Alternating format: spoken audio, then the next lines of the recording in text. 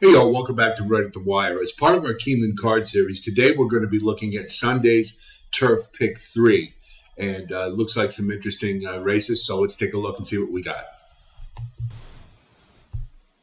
The first leg of the Turf Pick 3 is the second race, and it's a mile and a half on turf for 4-year-olds and up fillies and mares. It's an Allowance N1 X. And you can see one of the things you want to remember right away is that there are 3 turns because it's at a mile and a half. So it'll start on the backstretch. And it's just a little something to keep in mind. Number 1 is Luminist. Has been running in the claiming ranks and most recently at Turfway Park. So moving back to turf, it looks like turf is a little more preferable surface for this one, and this one does have the pedigree to run all day, being bitonalist with Kitten's Joy underneath. I'm going to guess this one is in this race because there's very few marathon type of races, long, mile and 3/8, mile and a half, that type of thing. So they have to put this one in races where they can. I'm not sure class-wise this one would stack up, and I would probably not use. Cecilita is kind of interesting. She had a career best in her last race, so obviously she's in good form and moving second off the layoff. She's staying in class, so I think we could probably expect a pretty good effort. The only thing I would say is her last race, the first and second finishers haven't really done terribly well in their next start. Blissful in particular on Thursday was up the track. And so I don't know how good a race that was, but she did run better. And if you like her, you can use her. I think 9-2 might be a little short, and I think I'd probably prefer this one more underneath. Elias Forte is trained by Ian Wilkes, and you can see this is another one who's got a lot of experience at marathon races, and being by Flintshire with Arch on the bottom, that's not a surprise. The last race was not terribly inspiring, but if you do go back to that effort at Aqueduct or at Belmont, the Big A at Aqueduct, whatever they were calling it in September, if she comes back to that one, then she's a fit here. Now, Ian Wilkes is pretty good, a third off the layoff. He's at 18%, and he does have Luis Saez aboard. You can't get a better jockey right now than that. So this is one that you might want to think about. I think 7-2 might be a little short. But this is one certainly to consider. I'm So Sorry is she seems to run to a competition level. That's kind of what I gathered from her running lines. Never very impressive any time, and never seems to look like she's capable of better. And so just from that perspective, Brian Lynch is a nice trainer, and her pedigree doesn't really scream a mile and a half type of distance, so I'm not sure about that either. But I just don't think I'd use this one. Too many questions.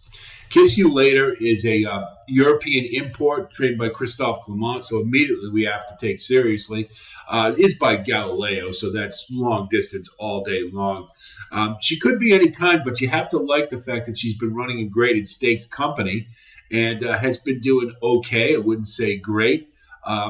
But nonetheless, her class levels, I think, are a little bit above what she's been running here. But as we know, with these Europeans, they could be any kind. Her tab looks pretty good, and I think this one you have to use for sure. Livy B is she had a decent field. She ran against the top 2 ranked career high buyers in the last race. But Precursory was absolutely destroyed on Thursday. So she hung around mid pack and made a mile move in the stretch, but it was kind of a non-factoring fourth. So I don't know how competitive this one will be for the field, and I don't see enough here to get me excited. Walter Rodriguez is a good apprentice jockey, but I would say at 20-1, this one would be more likely to be under for me. Sinfield is Todd Pletcher and Rod Ortiz. Todd and Rod, you can't get better than that. This one tends to run on the early pace. There isn't a lot here, so I think that's an advantage. It's a lot of times in these mile and a half type of races, the 3 turns, horses that get out to the lead can wire it pretty easily because nobody has enough to really to battle them late. So something to think about. She didn't do bad in her maiden breaking effort, drew off from the field, and I would expect her to try to do the same here. And I think that she's a win candidate. The second leg of the Turf Pick 3 is a conditional allowance race for 4-year-olds and up, fillies and mares, and it's run on the turf at a mile, and it's the fourth race at Keeneland. It's an interesting race. It's a small field, but it's kind of meaty, and I think there's a lot of different ways you can go here, and I'll just say that right off the bat. Number 1, Lady Hideaway, is coming off a fairly substantial layoff for Ian Wilkes, and she has. If you go back and look at her form, she's kind of a middling player here, and she does get Irad Ortiz on her, so you know that this one will be bet down. The thing that kind of bothers me is the work tab more than anything. There's a really short spacing between the 26th and 31st for workouts, and a lot of times that tells me that they maybe had a little bit of a problem, and now they're trying to catch this horse up trading-wise. So I wouldn't be surprised if this one is a little short. And given the fact that she would be a middling player anyway, kind of leads me to toss this one. Gen's Mission is a stakes-winning mare running in an allowance race. You do have to wonder if maybe this is a tune-up for something else, but I think it's more of a confidence builder if you consider the last race. She had come off a pretty good-sized layoff, hadn't run since June when she won the Mid-Julep, and went to the bench for quite some time. Came out in March and ran an okay effort in the Hillsborough, but really didn't have much of a kick. I'll tend to believe she needed a race. So maybe I think Cherie DeVoe is putting her in this one as sort of a confidence builder and a lesser field, and I think she's a logical win candidate. Breeze Rider is, for those you baseball fans, didn't know Mike Piazza owned racehorses, and now I do. This one is also stakes placed and has run at a varying amount of distances from a mile to a mile and a half. She wants to get on the lead, and there's a little bit of competition for the pace in this one, and she is coming off nearly a year layoff, so you got to wonder about that. If I look at the work tab, again, I see some gaps. When you see 13 days between works, and then 10 days before that, and 10 days before that, and then 10 days before that, there may be some issues with this one's training. It might be a little short and may need a race. So those are a couple of things that I look at that kind of sour me on this one. Certainly has the ability to compete in this race and could very well get on the lead and wire it. But I have my doubts because there is other speed in this race, and I would tend to stay away at 7-2. Henrietta Topham was going to be running in a graded stakes race, and she scratched out. I believe she was going to run on Saturday. So I'm assuming that they're going to put her in this spot because it's softer. Certainly is definitely, I would say this one fits. Has some ungraded stakes win to her credit. And I think coming off the layoff the tab looks good. She should be fresh. And I think if you like this one, 4-1's a little short for me, but she doesn't get Frankie Dettori. And I think this one you could definitely consider for putting on your tickets. Bubble Rock is Brad Cox charge, and as usual, it seems that he is just killing it at Keeneland. Now, he didn't win his last two starts. He was 7 out of 8 in the money, and he lost his last two. So maybe he's cooling off a little bit, but it's still Brad Cox, and it's Short Leaf Stable. That's one of his biggest customers. This one is kind of getting a soft spot here, I think, given the fact that you have some more prominent runners coming off long layoffs and maybe tuning up. So this might be a good place for this one. Bubble Rock is also coming off a fairly substantial layoff, but is debuting at 4 years old.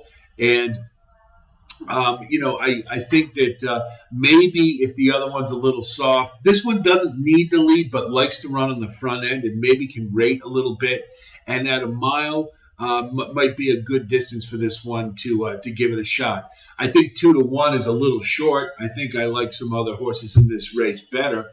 And probably isn't going to get away on the lead terribly easy, given the 3 in this race. So I would be very careful about using this one. I probably won't because I think that price is a little short given some of the other members of this field, but it's something to think about nonetheless.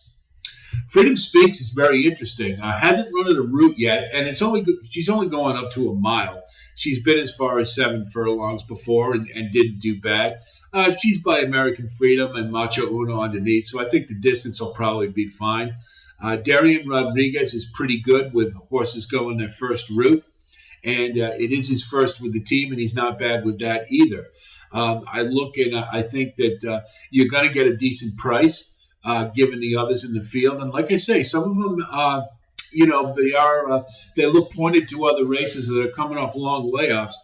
This one is too, but a lot of times, you get sprinters going to a route. They tend to freak the first time, and I could see that happening here. I think this one has some talent. And at 9-2, I think that's a pretty good price, and you're likely to get a better rate because the Cox horse will take a lot of money, and so will the 2. So this is one I think maybe you try to use as sort of one to upset the apple cart.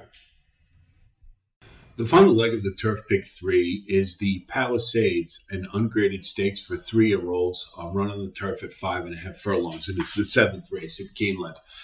2 of a kind, number 1, it really hasn't factored terribly well this year. They've tried him a couple times at stakes. I mean, he's finished 3rd. It looks to me like at this point they're thinking, well, maybe turf if he's not going to be a leading stakes contender. Now, he did run against some pretty good company, General Jim, Super Chow. Well, those are some good horses. But he doesn't have the greatest turf pedigree.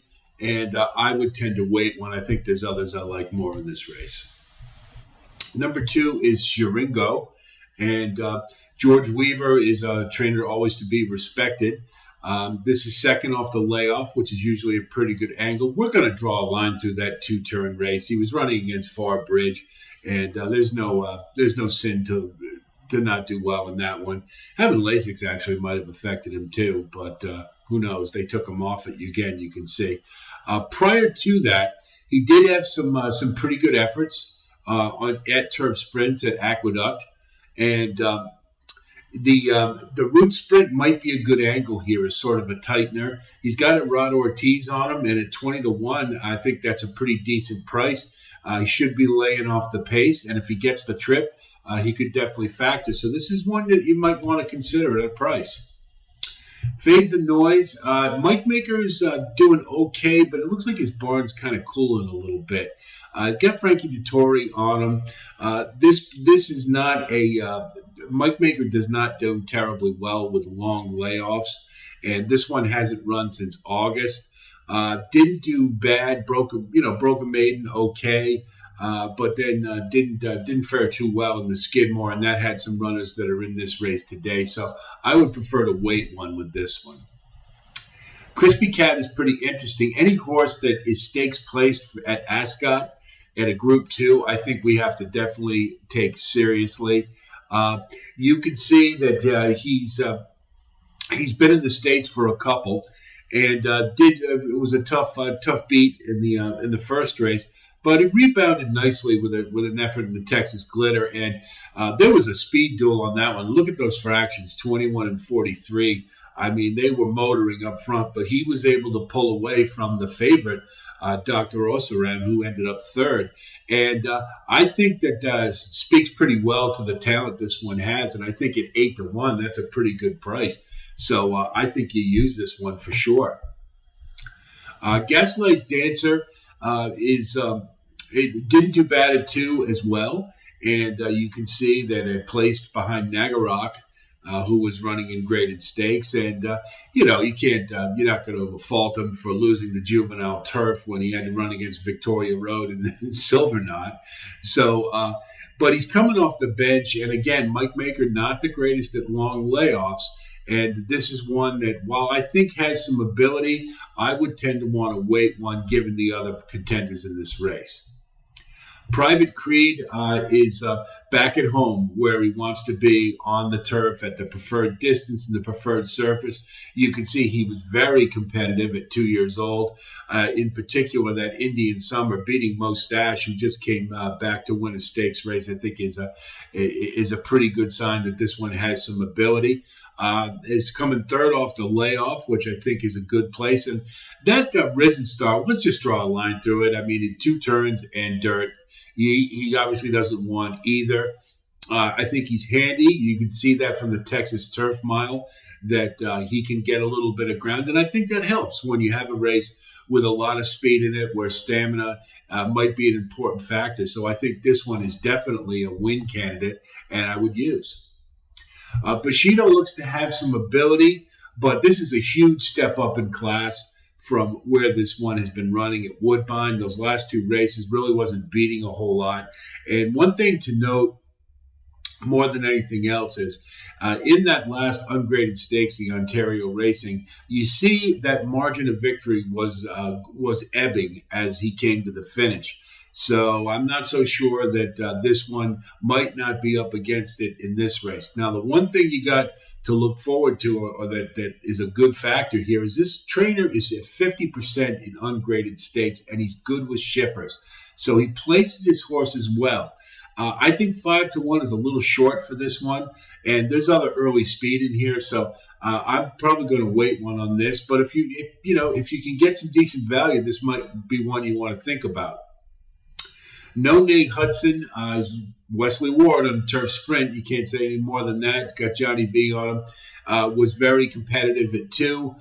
Didn't win though. That's the only thing that kind of makes me a little skeptical about this one, given some of the other contenders. However, this one can run off the pace, and I think that would be a good thing. And if he gets the trip, I mean, he certainly proved that he can run with some of the better turf sprinters in this crop. So I think this one you use for sure. Storm Daddy he hasn't run on turf yet, and while he's getting better with every start, I think this is a pretty tough place to find out whether this one can run on turf.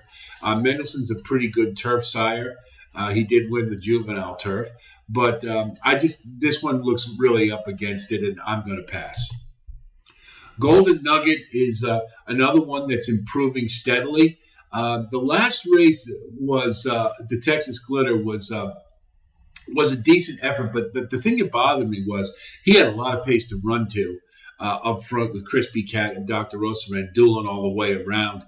And he started to make a move, and then he just kind of flattened out in the stretch and wasn't really able to get to them. And it was kind of a foregone conclusion that he was not going to win the race. So that kind of gives me a little bit of a pause, and you start thinking maybe he's reached a plateau as far as ability at this time. So I think you can think about this one for underneath, and at 12-1, that's a pretty good price. You get Flavian Pratt, and Brendan Walsh is a hot trainer right now. His barn's going well. So I'd like this one better underneath. I think he doesn't quite have enough to be considered a win candidate. New York Thunder is trained by Jorge Delgado, and he's really good with long layoffs, and this one hasn't run since December. You saw some talent, particularly in the debut race, getting a 93 on synthetic, and didn't absolutely have to have the lead in the next start in the optional claimer, was able to rate a little bit before taking over the race. So I think there's a lot of talent here with this one. That post is a tough proposition, being in the 11 hole. But, this is one you're going to get 8-1. That's not a bad price for what I think is on the upswing. So you might want to consider to see if you can, get some value into the pick 3. Damons Mount had a lot of ballyhoo at 2 years old, and he won the Saratoga Special and was looking like a pretty good 2-year-old, considering he won his debut at Churchill Downs by 12.5 lengths. However, once he ran into the Iroquois, it was proven right quick that 2 turns isn't really something this one wants. So at this point, I think what they're trying to do after a long layoff is see if turf is just test him out and see if he likes turf. He does have a lot of early lick, that's for sure. But that's a big a big ask from the 12 hole to go on the first your first grass effort. So I prefer to wait one, particularly when you consider Michelle Lovell, while being a good trainer, isn't so great with long layoffs. So I'm not going to use Damons Mount. Olazabal is just doesn't really look good enough to me.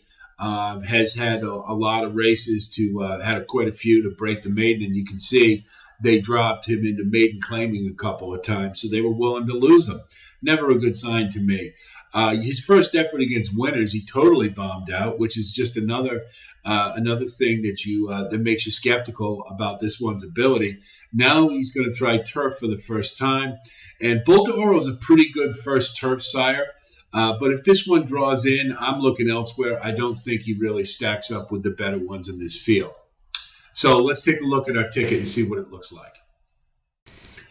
For the turf pick 3 on Sunday the 16th, we're going to use in the second race 5-7. In the fourth, we're going to use the 2 and the 6. And the 7th, we're going to use the 4, 6, 8. And I might even throw the 11 in there if you want to try to add some value to the ticket. That's a $6 wager at a 50-cent base. And I think that gives us a pretty decent shot, and it helps with the ROI if we can keep the ticket size small. Of course, if you want to up the ante for a greater payout, by all means, go ahead. But that's what I see as a good ticket for this one. These turf sprints, when they include them in the sequences, it's really a tough proposition. So it's better to just take a stand and hope for the best, in my opinion. So that's what we're going to do, and hopefully it's going to work out for us.